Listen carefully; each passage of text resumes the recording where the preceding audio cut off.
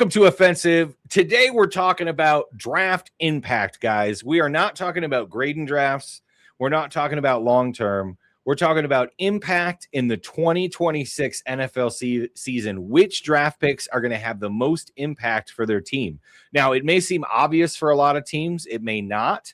But what I can tell you is not a single one of them is a tight end. Unlike the NFL draft where there was a ton of tight ends and all your fantasy drafts where everybody took a tight end they never heard of, there are 0 tight ends in this impact draft. And that wasn't on purpose, but it also wasn't an accident because they have 0 impact. Guys, how you doing today? You ready for this? Yes. Oh, I'm absolutely fantastic. We just finished our dynasty draft, and I drafted 2 tight ends. Yep, Dave took 2 tight ends, but he left the Bears tight end out there, surprisingly enough, that 3rd-round pick. What a surprise. Must have been a great move. Well, the 4-10 and the 5-10, and last year I didn't draft Monangai in the 5th, and it worked out for him. So hopefully this means that Roush is going to have an amazing year. Yeah, he will be their 3rd best running back for sure. So... All right. I'm just kidding. All right. So let's get started. Now we're going to start with the NFC South because I think they actually got a ton of value in their drafts. Obviously a bunch of bad teams, but Jordan Tyson, Ruben Bain obviously is going to have impact. Avion Terrell, those 3 guys are all the, pretty much the first pick by those teams. So that's obvious. But one guy I wanted to talk about was actually Lee Hunter from Carolina. Now he wasn't their first pick. He was their 2nd-round pick. But Carolina's defensive line, I think, is highly underrated. They were really good last year. They're a big reason why Carolina ended up winning that division, even though it was by, somewhat nefarious means, right? But Lee Hunter, I think, is a really good ball player, and I think he's going to get a ton of snaps. And I think Carolina is going to lean on that defensive line this year. And I think he is a really good part of it. I wanted the Packers to take him. I think he's a day one starter. And I think Carolina's defense could actually be pretty good this year. And there's a good chance they win that division again. So, Dave, is there any other player on here? Is there anything about Carolina that you think is going to change this year? Do you think Carolina is going to win the division based on how they performed last year in this draft? Or do you think it's the Bucs draft because they just got so much better? I think the entire division did really good this year, other than Atlanta. I think it was exciting. I think seeing what the Saints was able to accomplish last year with a new coach, new quarterback, loading up with Jordan Tyson, getting an additional tight end, I think they're going to be great. But yeah, even before the NFL draft, I told you guys that I really liked what Carolina's defense did last year.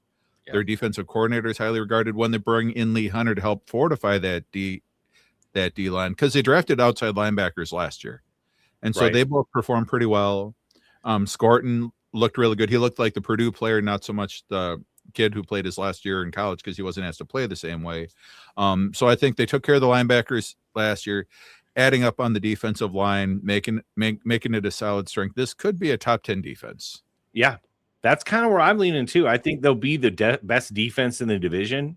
Because, the Bucs added Ruben Bain, who I think is the biggest steal in the draft, but their defense is still not very good. And he could make it better, but I don't think they're anywhere near a top 10 defense, where I definitely think Carolina is in that realm. I would be shocked, honestly, if they weren't, like, say, a top 12 defense this year. I think they're really good. So, I love this pick by the Panthers. I really was hoping he would fall to the Packers, but that's okay. We got Cisse. So, all right. So that's the biggest impact for the South. Let's move over to the NFC West. Now, obviously, Jeremiah Love, he's probably the best player in the draft or the best offensive player. But we got some other guys in this division that I think are going to make some noise. First of all, Bud Clark.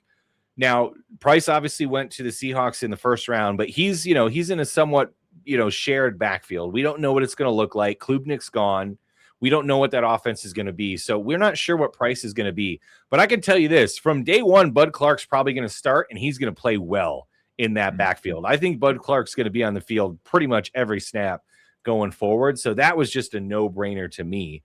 But my secret one is Kalen Black going to the 49ers, because we all know the 49ers can put out any quarterback and they'll do well, and almost any running back and they'll do well. And if CMC, God forbid, maybe gets nicked up a little bit, I wouldn't be surprised if this guy blows up. with the 49ers. What do you guys think about Kalen Black on the Niners? I think he'll be like within the Shanahan system, he can be a productive back. I don't know if he's going to be like a superstar or anything, but he's got all the tools to be like a good NFL running back. And I really wanted to draft him in our dynasty league, and he got taken. Yeah, you did. I wanted him too. And let's be honest, like fans do not like the 49ers draft. I wasn't a big fan of it either, but I actually really like this guy. And I think the 49ers is the perfect place for him because he's an older guy. Obviously, he went to Indiana where everybody had to be 34 years old to be on the team, but he's a professional. He knows what he's doing. He knows where he's supposed to be. Like he's ready to play right now. And I think if CMC, like I said, if CMC, maybe they give him a little bit of rest or maybe something happens. I think this guy could play a big role. Yeah, he had 413 total touches last year. Yeah. He led the league, franchise record for them.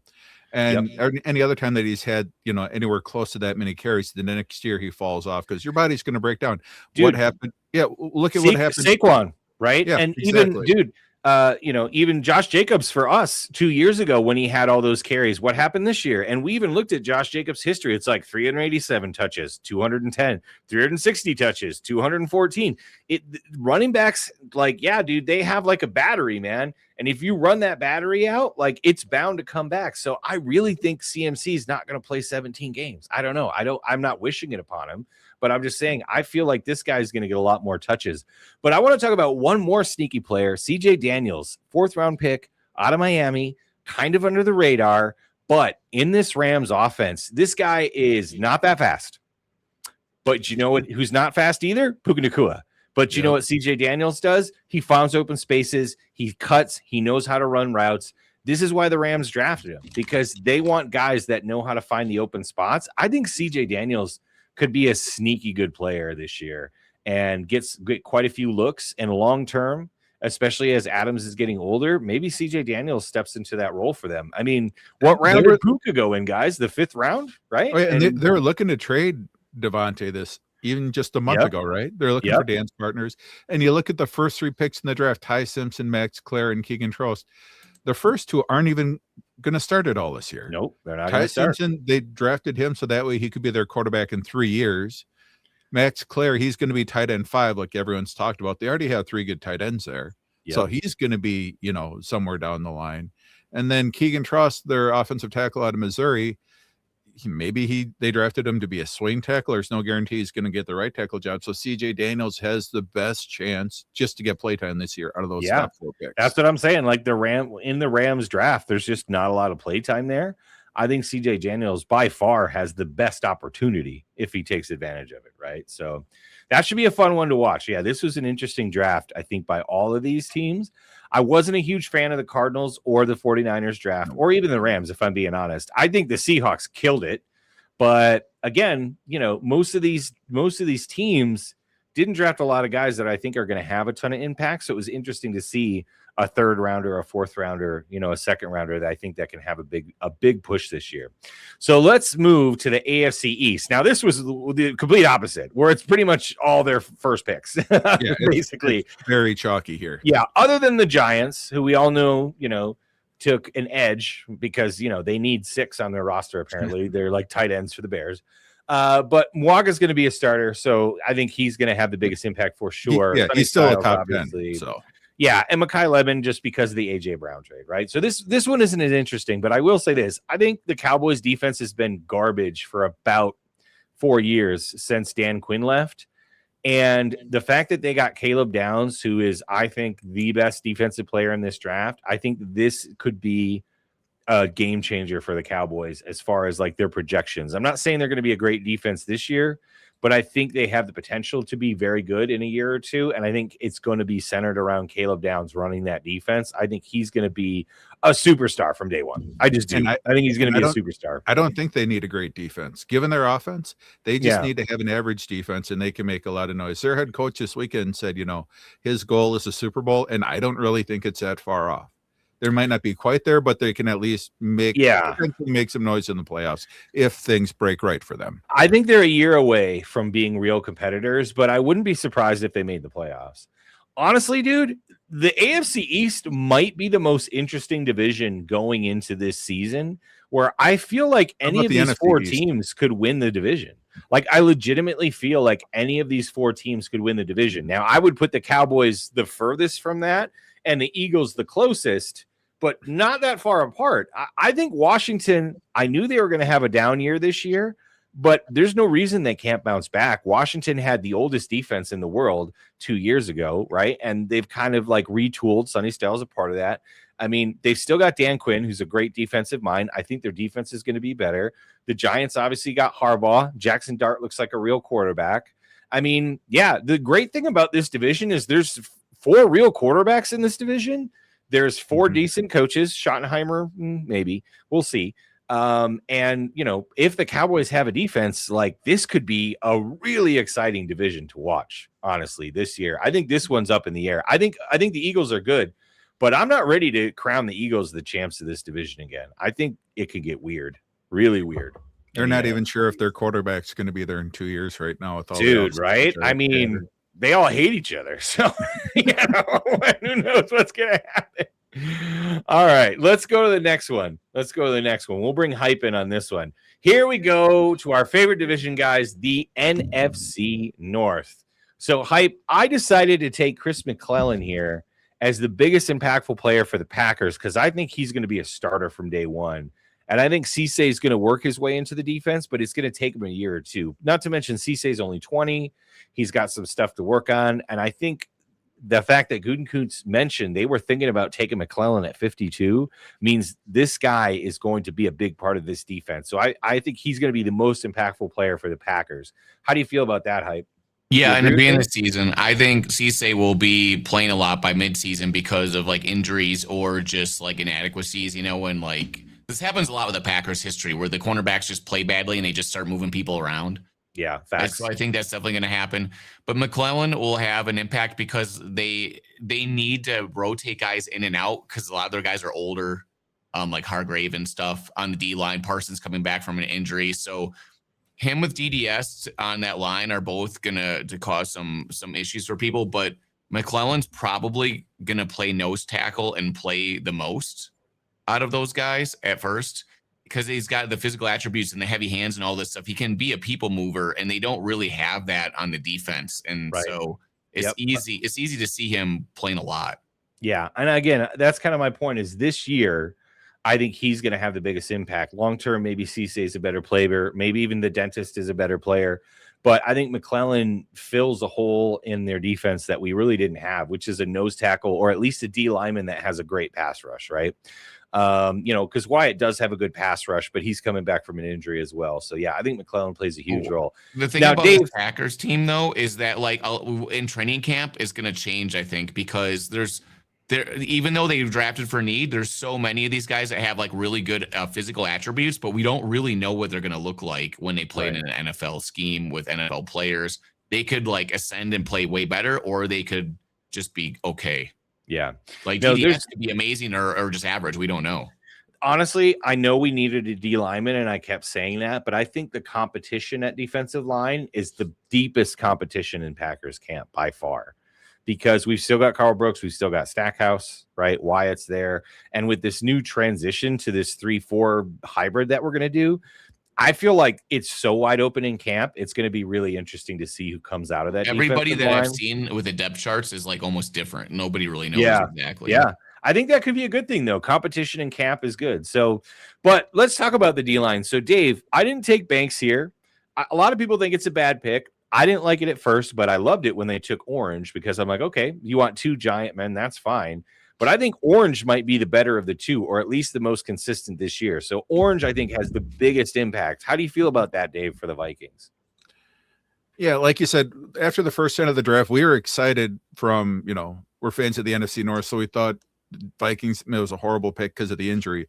Yeah. But when they took Orange with their 3rd pick, we're like, okay, all of a sudden Banks looks a whole lot smarter. Right. He's coming off of, you know, foot injuries when you're 6'9", you know, well, not really 6'9", but when you're really tall, really big, really powerful, the foot has a bunch of little itty bitty bones. So I hope that they're going to be smart with him. I hope that they're going to put Caleb Banks on a pitch count, which just opens up the up the door for Dominique Orange to step in. He isn't necessarily like what BJ Raji had back in the day, where it's 90% of the snaps, but he should at least be out there probably 50% more than Banks.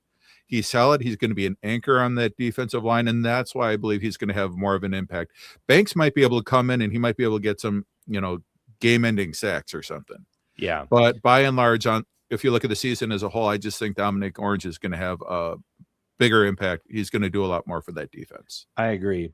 Now let's talk about the other two teams, because we are NFC North fans. So I took Dylan Thieneman not because it was obvious, because I considered Logan Jones, but the fact that the Bears do have a veteran center right there, I think there's a chance that Jones maybe doesn't steal the job this year. And where I think it's pretty obvious Dylan Thielman is going to step right in and take that safety role. So that was pretty straightforward. But what wasn't straightforward for me was actually the Lions. Now, they got their tackle, which they desperately needed, right? And offensive line play is very good for the Lions. But if you actually look at their depth chart, their cornerback room is extremely thin. I'd say it's might even be worse than the Packers. Yes, their two cornerbacks are better than ours, but after that, it's not really good. And I think Keith Abney, who I actually thought was better than a 6th-round pick. I actually thought he was better I felt like he was a 4th-round pick, me personally. But they got him in the 6th round. I think he's going to play an absolute ton, especially if anybody gets injured, because that cornerback room is so thin. I think Abney could be a huge factor for this Lions defense if they're good or not, because they had struggles last year, as everyone knows. And they've been trying 2 or 3 years they've had struggles. Yeah, that's what I'm saying. And their pass defense has been the main issue. And it's not necessarily that they have terrible corners. Like, they've struggled with the pass rush. They've struggled in coverage. And even though this guy's a 6th-round pick, I'm pretty confident he's going to make the team. And I'm pretty confident he's going to play a lot of downs for the Lions. So I could definitely see him having an impact this year. So that's our NFC North. All right, let's move to the AFC. All right, hype. Packers South took our boy Chris Johnson with their 1st round 27 overall. How do you feel about this? Do you think he's going to make a big difference on that defense in the Hafley system? It's like the only chance the Dolphins have of being a decent team is like having dynamic players on defense and cornerbacks. Like Jeff Hafley likes to have chess pieces to move around, play press man. Chris Johnson can kind of do everything. He might not be like a high 1st-round draft pick cornerback, but he's going to need, if he wants to play this defense that he wants to play, as opposed to what he did with the Packers and play press man and put pressure on and have that kind of like traditional Hafley defense, he has to have cornerbacks. So I predicted he was going to draft a bunch of DBs this draft, so he can run the team exactly how he wants. Yeah. And so I think this will be really good for the Dolphins, and I'm looking forward to Malik burning him up too. Yeah, and Doug just traded for Malik in our Dynasty League. He traded 2 2nd-round picks, which I think was a good deal for a starting quarterback that has some questions, but could be really good. So, yeah, we're all kind of excited to see what Packers South does this year. I've always kind of liked the Dolphins. I felt bad for them because they just haven't been good. And they were always the 70s, it feels like. They're always the antagonists of the Patriots, so we kind of like that too, right? Because they would always beat them all the time. Yeah, I still don't like the Patriots. So, like, yeah, I actually don't mind anyone but the Patriots in this league. But here's something I want to mention, too, is the Jets. Now, the Jets have Geno Smith. And the reason I put Omar Cooper Jr. here instead of Kenyon Sadiq is not only because, Kenyon Sadiq's probably more of a gadget guy at first. He's behind Mason Taylor. Maybe he takes that job. But traditionally, Jets tight ends, I don't know what their offense is going to look like, have never made a huge impact. Where, like, Geno likes to pick a guy. Like, Geno Smith has always kind of been like, here's my guy. I'm going to throw him an absolute ton of passes, right? And I feel like Omar Cooper Jr., because he's so reliable, his hands are so good, he's where he's supposed to be. I think Geno might actually get some juice with this guy. And I think Omar Cooper Jr. could actually have a really good rookie year. It is the Jets, though. So that's, a really good rookie year for the Jets. Could be really good. It could be bad, but I think he's going to make a big impact. Now, obviously, Caleb Lomu, the Patriots need offensive line. Everybody knows that. But the sneaky one here, Dave, is the 2nd-round pick from Ohio State, David Igbinosun, who I feel like the Bills reached on a little bit, but is probably going to be their starting corner if he does well. Dave, what do you think the impact would be for the Bills if he actually ends up being a decent player for them? Well, he had a lot of time over at Ohio State, so he's seen a lot of snaps, seen a lot of different offenses. And I think that's kind of what Jimmy Leonard is looking for to help lead this transition to his defense, right? Yeah. Jim Leonard, he studied a lot, even as his time as a walk-on player at Wisconsin. He had a really good understanding of the game. So I think that he sees Igbenosum. He sees, okay, sometimes he gets beat, but he at least, experience. He has a work ethic. So that way he can help to, be one of the first building blocks for what he wants their DBs to do. He saw what was out there, and he's like, nope, I need to get my guy. And I think he pointed at this guy and said, okay, this is it. This is going to be my building block. Because Jimmy played in the secondary. So, yeah. And Igbenosum's a very physical player. And one of the knocks on him, Dave, is that he actually led the NCAA in pass interference penalties in 2024. He had like 16, which was crazy. But in 2025, he brought that down to like 4 or 5. So like he stays on guys. He's very handsy. He's very physical. And I feel like I didn't necessarily want him on the Packers because I saw him as a project that didn't really fit in our defensive scheme.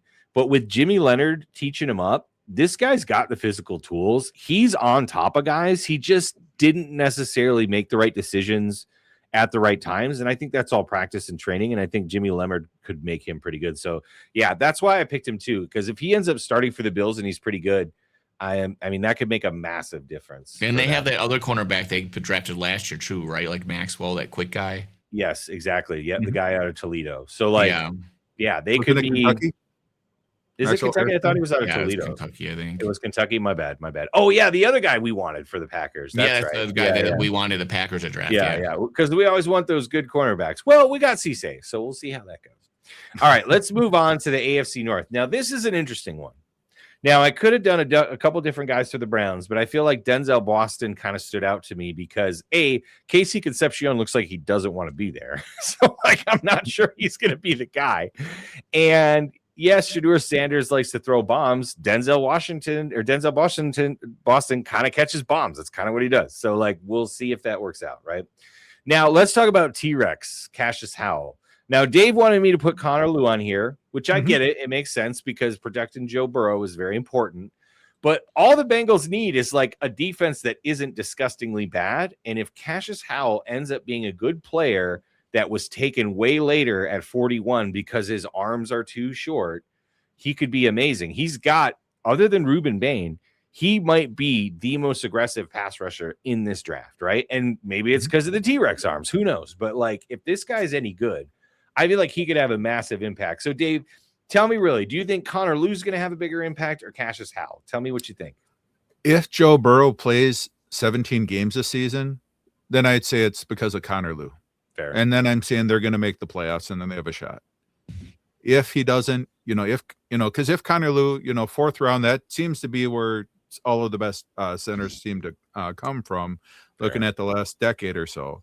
And I think it helps to have that anchor so Joe Burrow doesn't have to worry about any rush coming right up the middle. So that way he can step into the passes, get it to his guys.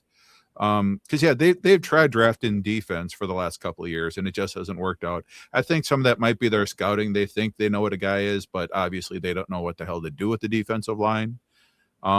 So I just think I have a lot more faith in Connor Lew's opportunity than I do for Cassius Howell. Fair enough. All right. I'll agree to a point, but I think the offense is going to be good. Joe Burrow's health is obviously paramount, but we all know the Bengals offense is going to cook. Can their defense not be crap is what we need to know. Getting Dexter Lawrence, having that push up the middle, if they have anybody that can get a pass rush, I feel like that's going to be massive for them. Now, before I go to Doug, I'm going to have you talk about Dalen Everett from the Steelers and the reason why I didn't pick any of the Steelers offensive linemen, and I will explain myself. But I think Jacoby Lane to the Baltimore Ravens could be sneaky really good. He's a big wide receiver. Yes, he doesn't have the greatest route running skills. He's not Malachi Lemon, okay? But what Baltimore lacks right now is a big receiver down the field. Now, we've seen how much Lamar relies on the tight ends, right? Because they've had these like Hollywood Brown, right? And even Zay Flowers. Like they've had these little guys that have kind of worked out for Lamar, but they haven't had like a really good big target in a while. Jacoby Lane's a big target. I feel like if him and Lamar can get working together, he could be really dangerous on this team. I really like him in the third round for the Ravens. I think that's a great pick. All right. Now, Hype, Moving on to the Steelers, the reason I picked Dalen Everett instead of their offensive line is because Aaron Rodgers counts to 1.2 and then throws the ball. So it doesn't really matter that much if their offensive line is that good, because Aaron Rodgers is going to throw 2-yard passes. Now, this is depending if Rodgers comes back, which I assume he's going to. But I don't think the offensive line of the Steelers, at least this year, is going to make a big difference in how the offense runs. I think the defense, which started out really bad last year, especially with coverage issues, especially in nickel coverage and dime coverage, they were terrible because they just didn't have a lot of depth at cornerback. I think Dalen Everett could really fix that. So do you agree with that, Doug? Should I have picked Dalen Everett as the most impactful, or do you think I should have stuck with the offensive lineman for this? Well, there's two ways to look at it. He kind of fits Steelers because he's kind of a bigger, he can play the slot, but he's a bigger, like tougher guy. The problem is that he lacks like elite speed and recovery. Like if you beat him, like he's not catching you. And if he's playing this, if you're playing the slot with all these guys that have crossers and speed, I don't know. I guess we're going to have to see, but like he does kind of fit into the Steelers. Like if the Packers drafted him, I would have been worried about his speed and his closing ability. But with Pittsburgh and their defense going more of like, hopefully like, the tough guy side and him having that ability, it kind of makes more sense. So it's weird with Pittsburgh how they like go back and forth between being like kind of a terrible defense and like really good in the past. So it could turn out great. Like he could be helping setting the tone for the defense, but I'm a little bit worried that he's not going to be like that great of a cornerback. And that's fine. And I don't even necessarily think he's going to be long-term a great cornerback. I think he'll be decent, but I think this year, just based on their depth, they need it so bad. Yeah, they need it so bad. I think he's going to have a big impact this year, or at least could be the biggest impact. Like Steelers need guys that are good football players that are smart and know how to play the position. They don't. And he's need a to smart. be the best He is a athletes. smart football player. I will give him that. And you got to be when you're not the fastest cornerback, right? You got to know where to be, right? When you can't. Yeah, he's almost 6'2", 200 pounds, and it's crazy. He runs like a 1.54, which is not terrible. But I don't see his 10-year split's 1.54. I take that back. Okay. So his closing speed might actually be okay. It's just that if you're throwing like long passes, right, then that's when he lacks because he can't cover for a long time. Right. But he plays downhill. And most Georgia defenders do because they only have to count to 1.2 when the throw is off because their defensive line is so good. So that's the thing about Georgia defenders is like they're really good for 2 seconds. After that, we'll find out. 40 and his 10-yard split are actually really good. So I take that back. Yeah. No, I wouldn't have minded if the Packers took him in the third. If we doubled up on corner after Cisse and took Dalen Everett, I would have been totally fine with that. So I think he's going to be a decent player, but will he be a great player? Hard to say. I just think he's going to play a lot this year. I think he's going to play a lot. So, all right, let's move on to the AFC West. Now, Dave wants me to take offensive linemen every single time. Can't do that. But I did take one here in Jake Slaughter, who is actually a center, but will likely start at guard for the Chargers this year because he is versatile. So, Dave, what kind of impact do you think a good offensive line would mean for the Chargers this year? After they went and they got Biotish to be their center, which again, I wanted the Bears to go after him. Then getting Slaughter to play guard. Okay, 4 of your 5 offensive linemen should be pretty damn good. Your other guard's going to be good too. What did that do to the Bears offense last year? So I think you can kind of see the same thing. You got Mike McDaniels there, so he's going to be creative all over the place. This is going to be a ridiculous offense to watch with all of the formations, all of the movement, everything else that he can do. I just think this allows him to get as creative as he wants. He doesn't have to worry as much. He's going to have a pretty cohesive unit working right next to a veteran like Biotish. So Biotish will take care of all the calls. So Slaughter can just, focus on his guy, and then he can learn from that. This is going to have a huge impact. Their running game is going to be ridiculous this year. I really think it's going to be like top 3. Honestly, so it's funny you mentioned the Bears because I was kind of thinking that like Caleb's first year, he got sacked all the time. The offensive line wasn't good. And then his second year, they bring in these veterans and boom, like it's like night and day, right, with the offense. Mm-hmm. So Herbert was running for his life last year because their 2 best offensive linemen were hurt all year, right? And they were also short at guard and center. They get Biotish. Their 2 top 10 pick tackles are coming back. And they get Slaughter. So we're talking about 4 potentially very good offensive linemen that were not playing last year. This could be one of the worst offensive lines in performance last year to one of the best offensive lines in the league, just like that. And it could massively change for the Chargers season, I feel like. So that's why I picked Slaughter instead of their defensive end they took, because if this offensive line is good, this Chargers team could be scary good, I think. So because we all know people may loves say that at least every other year for the last 40 years. Yeah, this is the year their offense is going to do it. This year, I mean it, though. No. And I mean, let's be honest. I'm not a huge fan of Harbaugh, but like he's a good coach and he needs a good offensive line to function. That's just how he rolls. And they didn't have one last year. If they do have a good offensive line, they are going to win a lot of football games. And they won a lot of football games with a bad offensive line last year, right? So, yeah, this could be huge. Now, the Broncos, obviously, Odenheim, the Broncos had like a bunch of 7th-round picks. They didn't do a lot. So, Odenheim, even if he plays, may not have a huge impact. I don't think the Broncos got a lot of this draft. Obviously, Mendoza's the number 1 overall pick. Can't overlook him.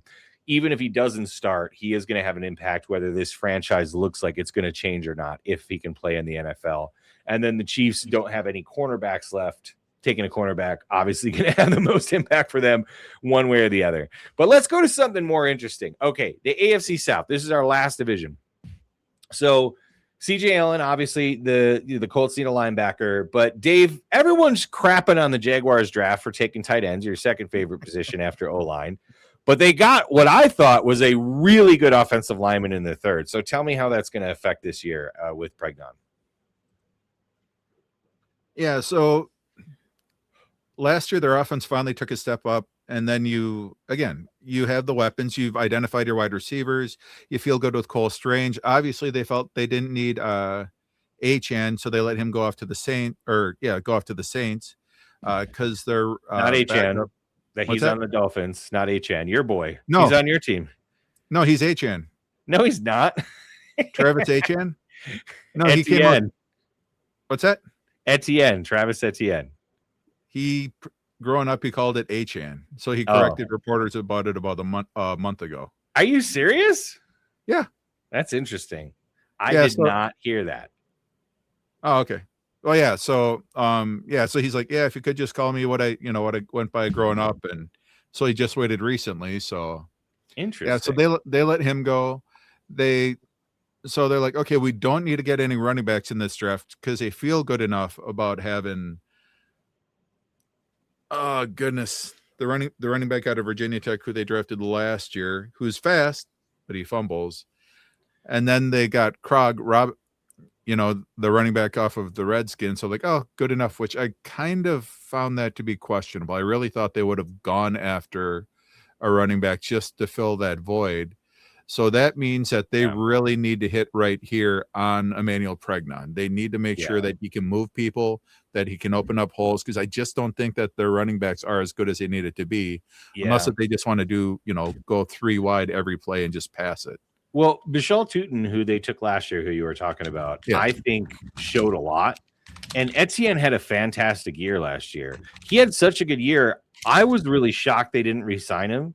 So they must think a lot of Tootin if they let him go, right? Because Etienne had his best year as a pro last year. The offense was cooking. Etienne didn't even cost the Saints that much. Do you know what I mean? So like, there's no reason the Jags couldn't have paid that. So if they let him go, they must believe in Bichelle Tootin. But his efficiency wasn't really great. I think it was more the volume. It wasn't. Yeah, that's fair. A runner, and that's why I think bringing in Pregnon, a guy who can make open up holes a little bit better, so it's going to be a little bit easier on the running backs. That's why I think he's going to have a bigger impact over their run blocking tight end in the second round. I honestly thought Pregnon was like a top early second round talent. And he I was surprised that he made it to the bottom half of the 88. That shocked me. I thought he was going to go in the 30s, maybe the 40s, not the 80s. So I think other than I think the Jags draft wasn't great, but this was a great pick for them. I really like that. Yeah. But my favorite player of the South is actually Caden McDonald out of Ohio State. Now, the Texans defense is already disgustingly good, and they have the best pass rush in the NFL. And this guy, Caden McDonald out of Ohio State, is just a people eater. He takes up space. He's strong. He pushes the middle of the pocket back. He's one of the big reasons why I maybe wasn't so high on Sonny Styles. As good as Sonny Styles is, he was so free to do what he wanted in that position at Ohio State because guys like McDonald especially were just eating up bodies and taking up blocks. And if this guy can eat up blocks on that Texans defensive line, dude, it could be even worse and scarier than it was last year. I think this guy's going to be a monster on that defense, and I'm a little upset that they took him just because they're so good already, But yeah, I think he's great. They're as nasty as they were last year. Now you're talking 85 Bears or 2,000 Ravens. I mean, it could be, dude. I don't want to get that far ahead of myself because defense is so much harder to it's so much harder to repeat than offense. Oh, yeah.